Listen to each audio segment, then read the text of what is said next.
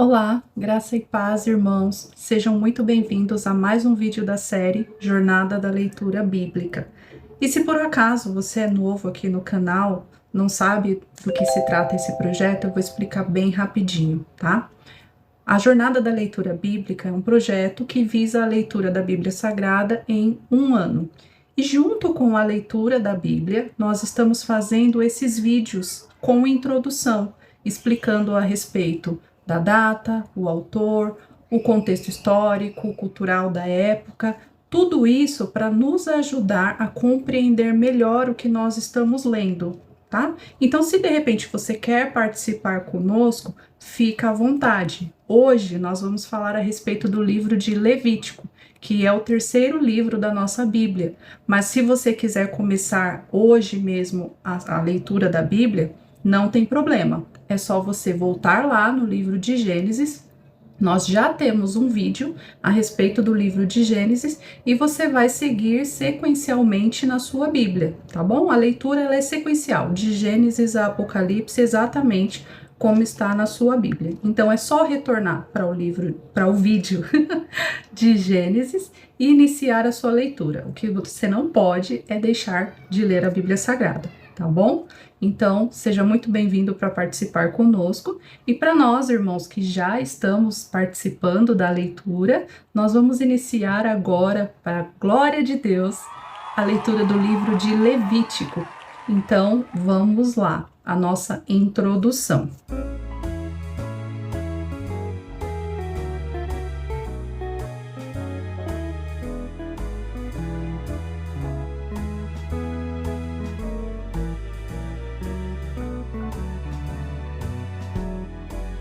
Como nós já sabemos, isso já foi falado no vídeo falando sobre Gênesis e sobre Êxodo, Levítico faz parte também do conjunto de livros que foi escrito por Moisés, que se chama Pentateuco. E significa a lei ou a Torá.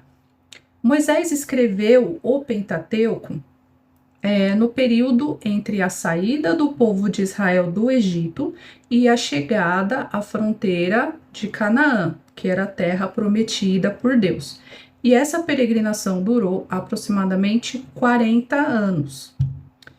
O título do livro no hebraico é E-Chamou. É a primeira palavra do livro. Essa, irmão, se vocês observaram, é uma característica que é comum nos 5 livros do Pentateuco. Todos têm o seu nome hebraico originados na primeira palavra do livro. Por exemplo, Gênesis é Bereshit, no princípio.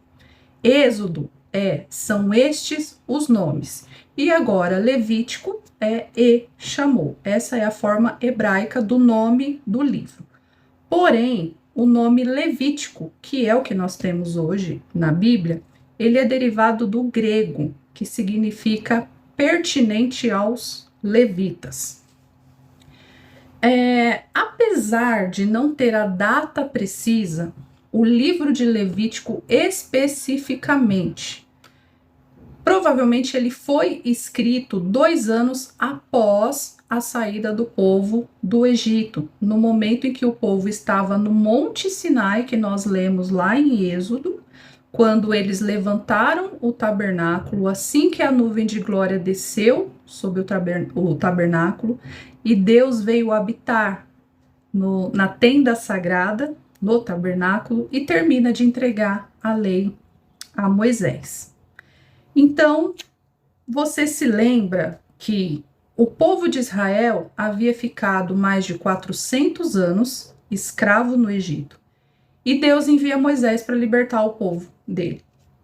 Por conta desses 400 anos de escravidão, os israelitas haviam assimilado a cultura egípcia e, portanto, como nós já falamos, eles precisavam de uma reorientação a respeito da visão de mundo que eles tinham até então. Eles precisavam entender quem era esse Deus que os estava tirando do Egito, com qual propósito, por que especificamente aquele povo. Então Moisés, inspirado por Deus, vai contar a história desde o início, mostrando a origem da criação, do pecado e até como aquele povo chegou ao Egito. E ali eles viraram uma nação, e não foi só uma nação, foi uma grande nação. E nós podemos ver, irmãos, no livro de Êxodo, no finalzinho do livro de Êxodo, de Gênesis, perdão, e no comecinho de Êxodo, a soberania de Deus em guiar o seu povo através de José, que levou sua família para o Egito, para que eles não morressem de fome, e Deus assim poder conservá-los em vida, né? José vai dizer isso, que para a conservação da vida, Deus o levou para lá. E para que eles tivessem condições de se multiplicar como povo, para que eles se tornassem uma nação. E isso foi feito exatamente em uma nação que não aceitava casamentos mistos. Então, o povo egípcio não aceitava, eles não fazia parte da cultura deles o casamento com estrangeiros.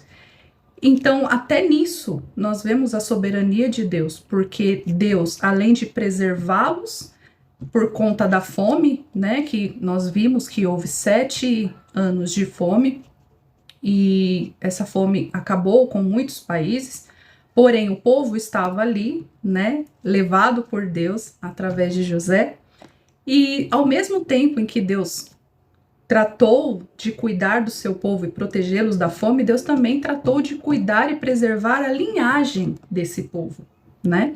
Porque não seria permitido os casamentos mistos, então eles continuariam preservados como povo, eles continuariam com a sua identidade, tá?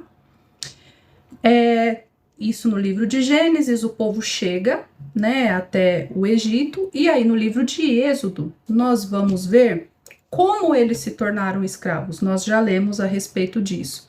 Nós vimos também Deus chamando Moisés para ser o libertador desse povo. Nós vimos Deus enviando as pragas, endurecendo o coração que já era duro de Faraó, para mostrar o seu poder tanto a Faraó quanto às nações da terra e ao povo de Israel também. A gente não pode esquecer disso, tá? Porque como nós vimos lá até na adoração do bezerro de ouro, esse povo precisava sim dessa reorientação, porque Deus ele não era apenas mais um Deus que estava sendo apresentado ali para o povo. Ele era o Deus verdadeiro e todo-poderoso. Então, Deus estava mostrando tudo isso para Faraó, para todas as nações da terra. Nós vamos ver isso lá em Êxodo, capítulo 12, quando Deus fala com Moisés. Ele já poderia ter matado Faraó, mas por que ele não fez? Porque Deus estava mostrando para Faraó e para todas as nações quem era Deus.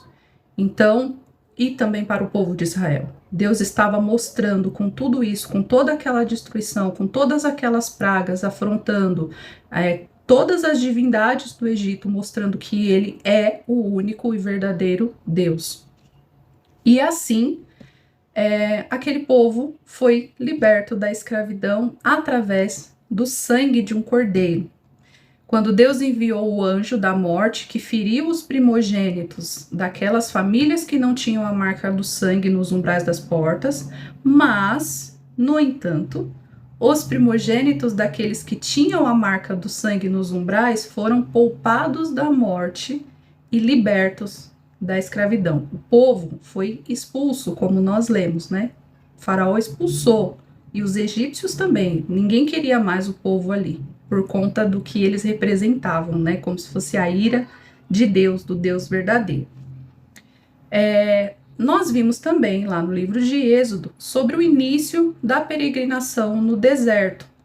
Deus entregando a lei a Moisés e cuidando do seu povo, né? Enviando o maná, a coluna de fogo, a coluna de nuvem, a abertura do Mar Vermelho para que eles pudessem passar. Deus estava provendo tudo aquilo que o povo precisava. E ele também estava dando instruções a Moisés a respeito de como ele deveria ser adorado. Daquelas famílias que não tinham a marca do sangue nos umbrais das portas, mas, no entanto, os primogênitos daqueles que tinham a marca do sangue nos umbrais foram poupados da morte e libertos da escravidão. O povo foi expulso, como nós lemos, né? O faraó expulsou, e os egípcios também. Ninguém queria mais o povo ali, por conta do que eles representavam, né? Como se fosse a ira de Deus, do Deus verdadeiro. Nós vimos também lá no livro de Êxodo sobre o início da peregrinação no deserto.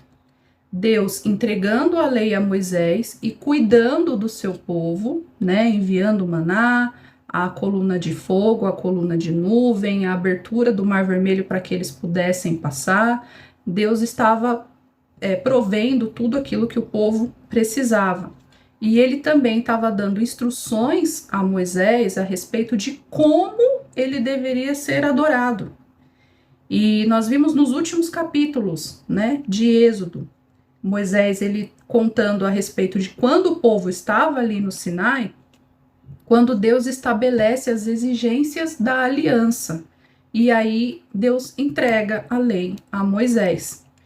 Essa lei, ela é dividida em lei moral, que nós já vimos, né? Nós conhecemos hoje como os 10 mandamentos, e essa lei moral, né? Elas são regras determinadas por Deus para uma vida santa, sendo que os 4 primeiros mandamentos é a respeito do relacionamento com Deus, e os outros 6 com relação ao próximo. Nós vimos também, no finalzinho de Êxodo, como eu já falei, as leis civis, que estabelecia parâmetros da vida jurídica e social de Israel como nação. Nós também vimos as leis cerimoniais, que estabeleciam como o Senhor deveria ser adorado, inclusive o sistema sacrificial. Já tem uma pequena introdução ali no livro de Êxodo. A instrução para a construção do tabernáculo, onde Deus se manifestava para falar e dirigir o seu povo, a construção da tenda sagrada. Depois de estabelecido o culto, Deus vai dar a Moisés um manual de regras e deveres, tanto para os sacerdotes com relação à adoração a Deus, quanto aos israelitas, para que eles pudessem ter uma vida de santidade diante de Deus. Esse manual de culto, de adoração e vida santa é o livro de Levítico. Nós vamos ver isso detalhadamente. Deus foi minucioso. Cada detalhe ele entregou na lei escrita a Moisés. Nós vamos ver detalhes específicos quanto ao culto, à adoração e à vida de santidade no livro de Levítico. Na primeira parte do livro, que é do capítulo 1 ao capítulo 10, nós vamos ver como deveria ser a prática de Israel com Yahvé, Deus Todo-Poderoso, o eu sou, o que sou. E na segunda parte, nós vamos ver, que é do capítulo 11 até o capítulo 27, como essa santidade derivada desse relacionamento com esse Deus deveria ser posta em prática no dia a dia.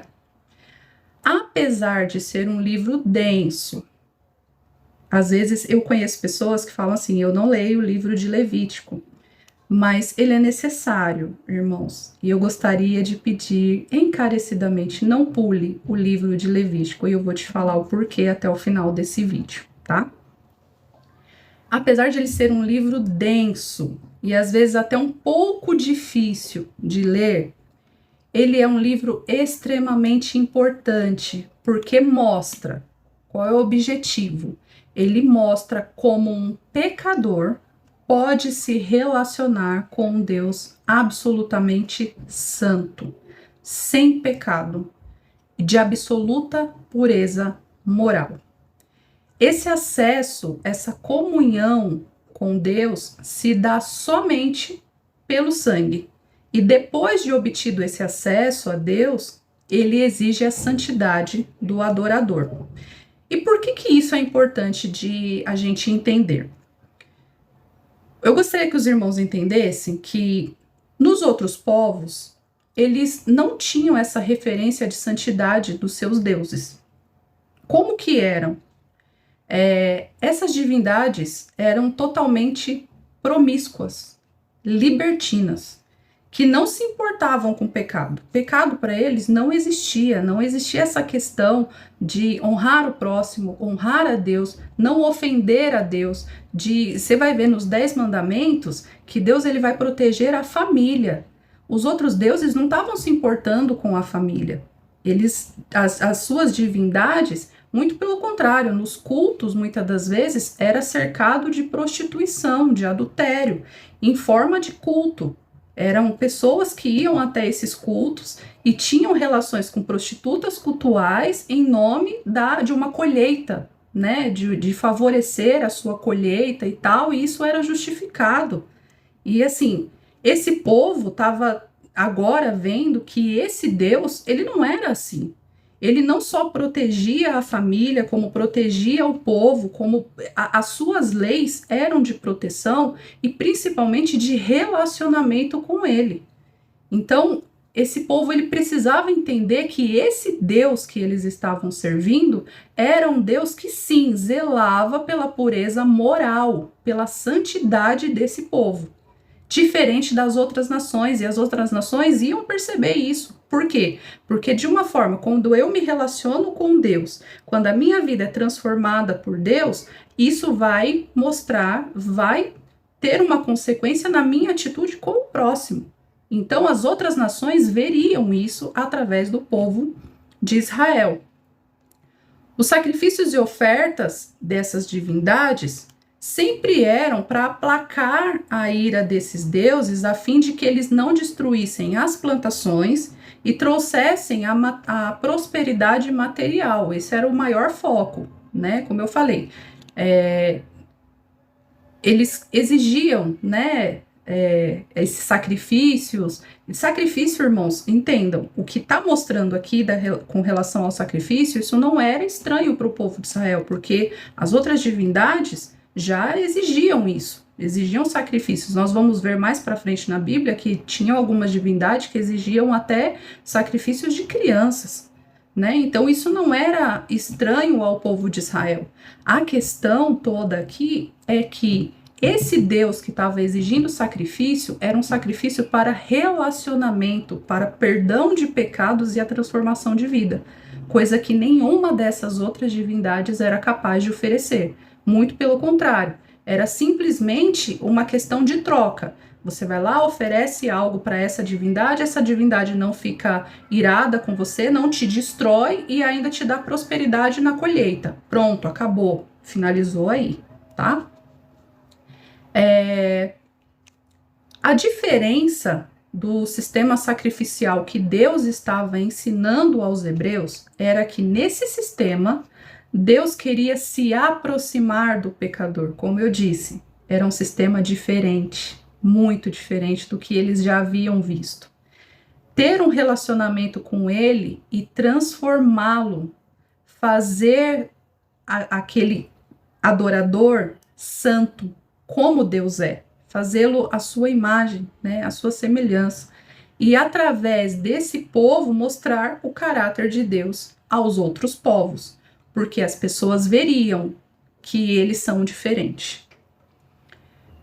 Então nós vamos ver no livro de Levítico, né? Nós vamos ver várias leis. Nós vamos ver leis referente às ofertas, que é do capítulo 1 ao capítulo 7, e aqui vou só dividir rapidinho para a gente entender. Havia 4 tipos de ofertas que envolviam um derramamento de sangue. Eu vou falar sobre isso um pouquinho mais para frente, porque eu gostaria de frisar, porque isso é importante, tá? Mas só rapidinho para a gente concluir aqui.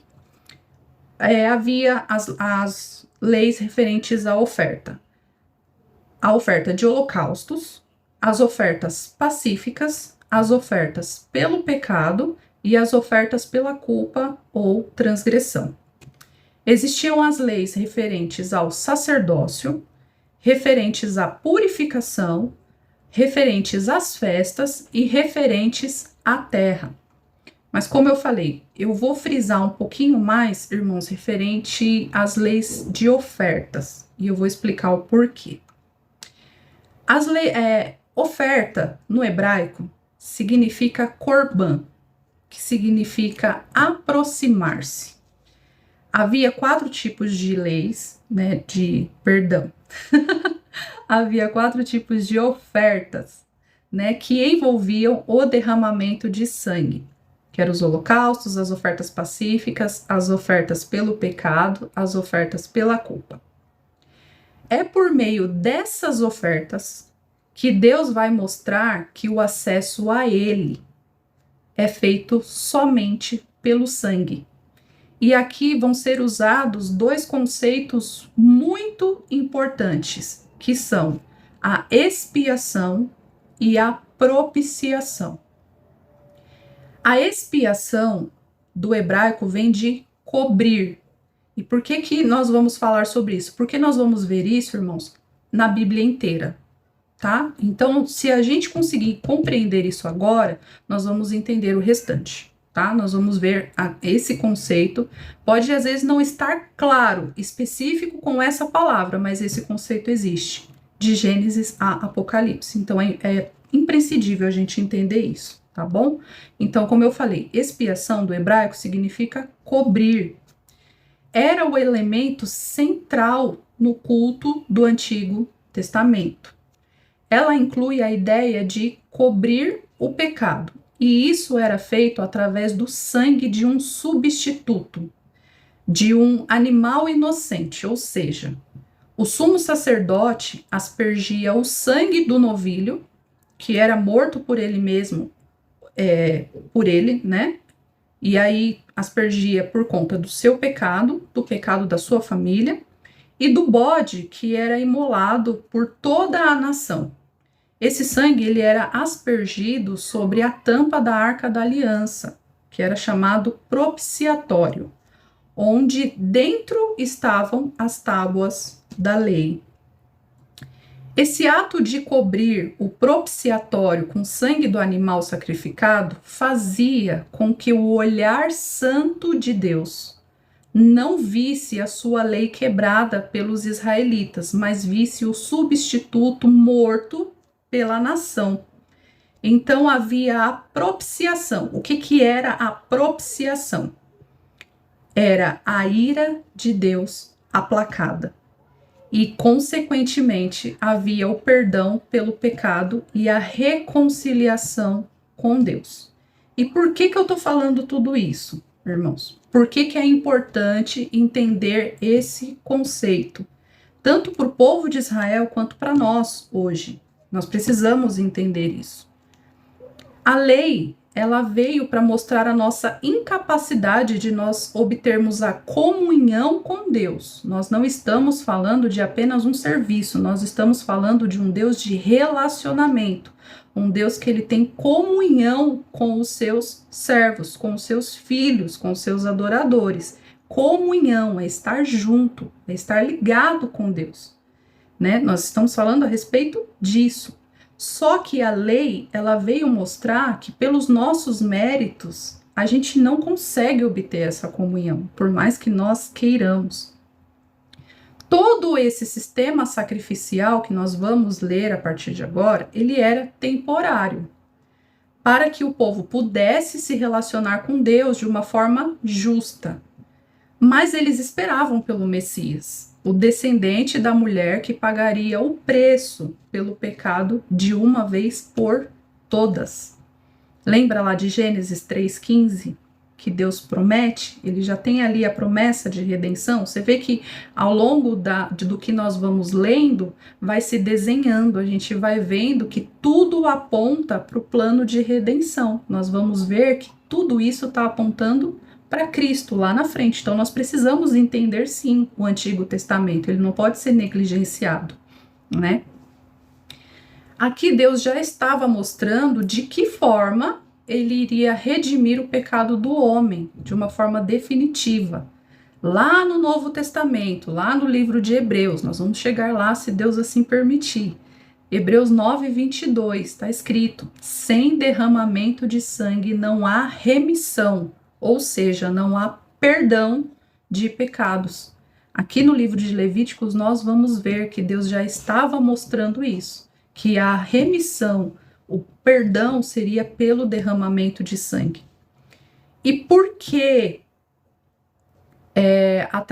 Por que nós precisamos entender isso? Através desse ensinamento, nós vamos entender que a expiação e a propiciação apontam para o sacrifício perfeito. Por que é perfeito? Porque não precisa ser feito mais de uma vez. A gente vai ver que aqui no sistema sacrificial, até chegar a Cristo, os holocaustos, as ofertas, elas eram oferecidas várias vezes. Inclusive, se você pecasse, você ia lá, oferecia, nós vamos ler sobre isso. E aí havia perdão do pecado. Porém, pecando novamente, haveria outra oferta. E por que Cristo é o sacrifício perfeito? Porque não precisa ser feito novamente. Ele foi uma única vez pelo perdão dos nossos pecados e pela justiça de Deus. Então esse sacrifício é perfeito. E por que foi necessária a ida de Cristo até a cruz? Por que esse sacrifício precisava ser feito? Como eu falei, irmãos, tudo isso que nós vamos ler a partir de agora está apontando para Cristo. E nós precisamos entender isso. Com a desobediência, vamos voltar lá do início. O que aconteceu?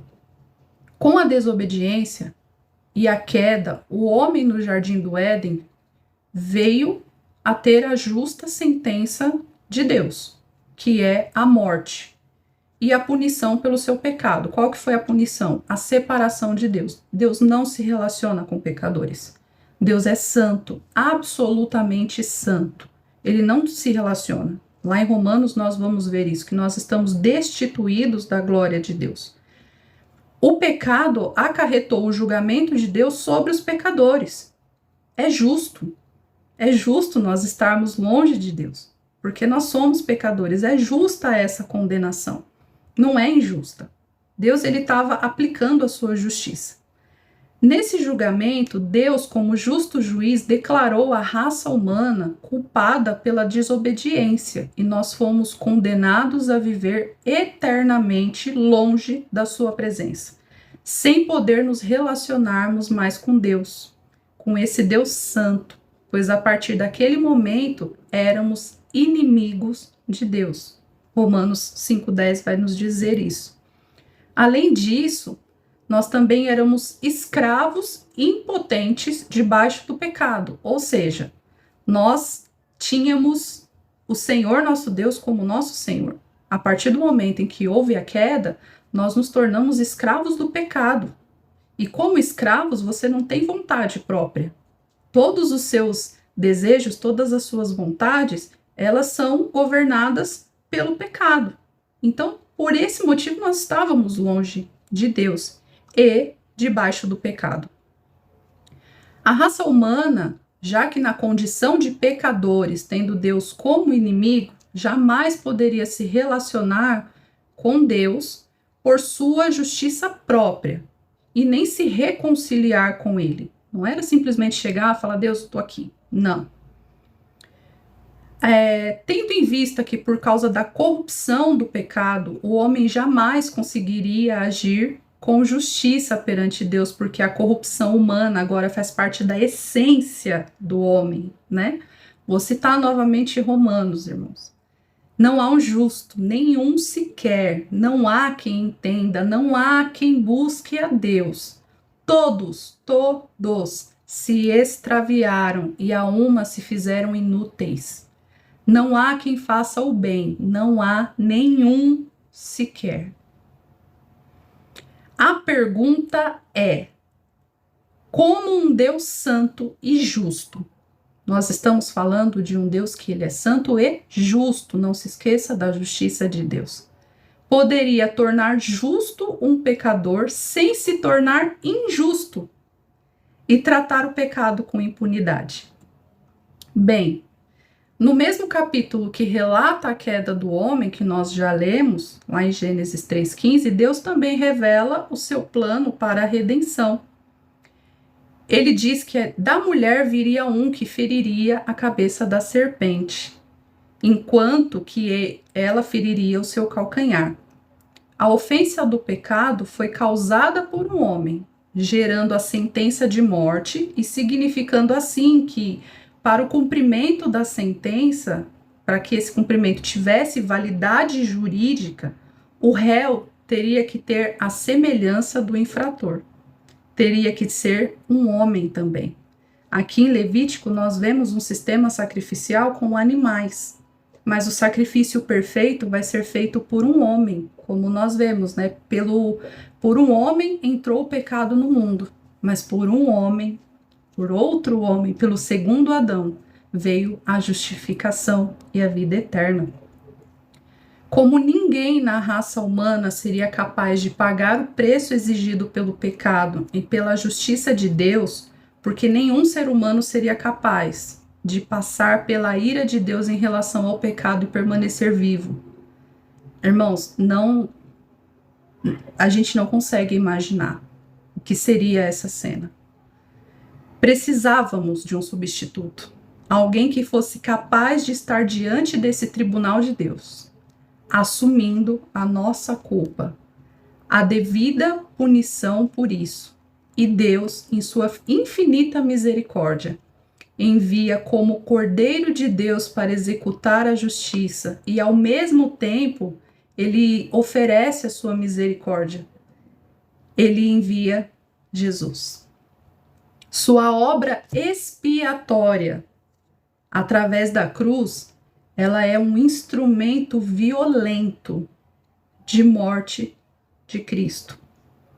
Por isso que eu estou trazendo tudo isso para que a gente entenda. Esses animais, no sistema sacrificial, o sacerdote chegava, colocava a mão ali sobre a cabeça do animal, você tinha que entender que você era pecador, confessar os seus pecados e aquele animal era morto. E ele era morto no seu lugar, no lugar daquele povo, né? Mas agora nós temos o Cordeiro perfeito de Deus, que tira o pecado do mundo. Cristo, o Cordeiro de Deus, veio com um propósito específico de realizar a redenção como nosso substituto. A gente não pode esquecer isso. Fazendo em nosso lugar o que não poderíamos fazer por nós mesmos. Ele serviu como sacrifício perfeito para expiar o pecado do seu povo. Compreender o que resultou dessa expiação é vital para nós.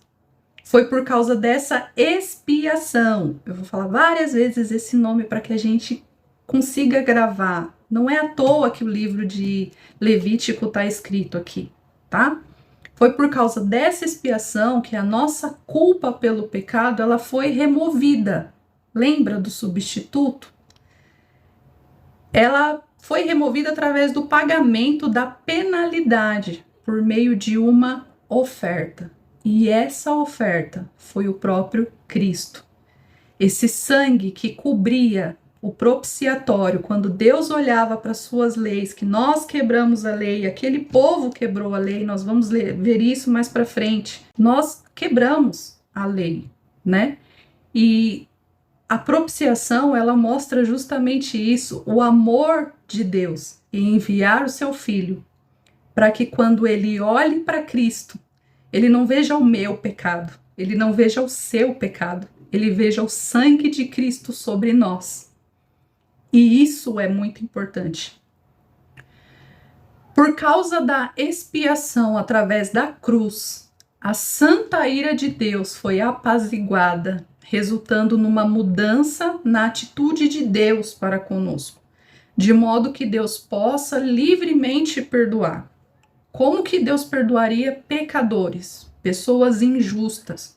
Irmãos, nós, por mais injustos que nós sejamos, nós clamamos por justiça, não é verdade? Qualquer coisa que acontece, a gente se revolta e fala, nossa, eu quero o quê?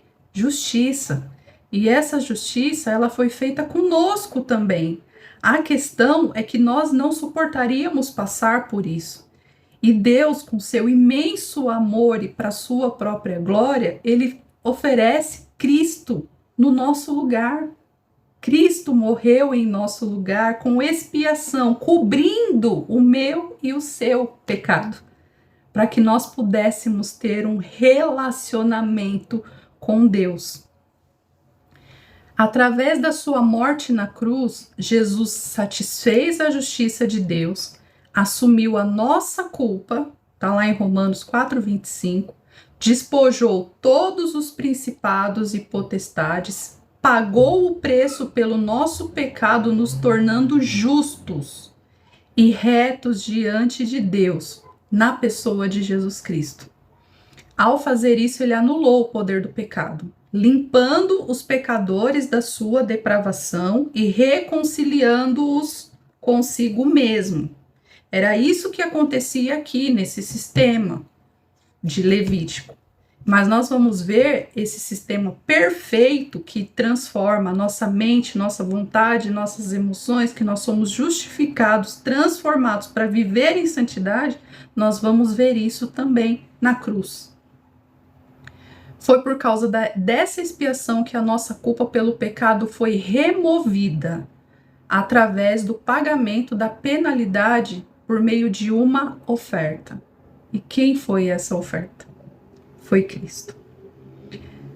Assim como o povo de Israel precisava entender isso, nós também precisamos. Isso daqui, irmãos, era um vulto para eles. Eles estavam fazendo tudo isso enxergando lá na frente, o que nós fazemos enxergando lá atrás, né?